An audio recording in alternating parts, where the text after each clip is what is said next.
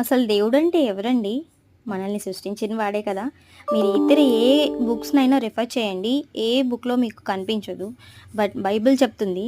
సృష్టికర్త అయిన వాడు ఎవరో బైబిల్ చెప్తుంది. ఆయన ఎవరో కాదండి యెహోవా. ఆయన పేరు యెహోవా. ఆయనని మనం ప్రస్తుతిస్తే ఆయన చాలా సంతోషిస్తాడని కూడా బైబిల్ చెప్తుంది.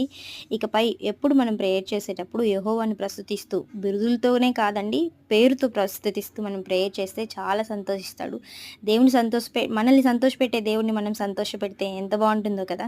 ఇకపై అలాగా చేద్దామా? ఇంకో విషయం అండి, మనకి ఎంతోమంది చుట్టూ ఉన్నవాళ్ళు అందరు దేవుళ్ళు ఒకటే, అందరూ ఒక్కటే అని చెప్తూ ఉంటారు. అదంతా కాదు. ఖచ్చితంగా బైబిల్ మనకి ఆజ్ఞలాగా చెప్తుంది. యెహోవాయే దేవుడు. ఆయననే మనం సేవించాలి. భూమి అంతటి పైన ఆయన మహోన్నతుడని కూడా చెప్తా ఉంది. ఆయన ప్రభువులకు ప్రభువు, రాజులకు రాజు, దేవులకు దేవుడు అని చెప్పబడింది. మీకు తెలుసు కదా!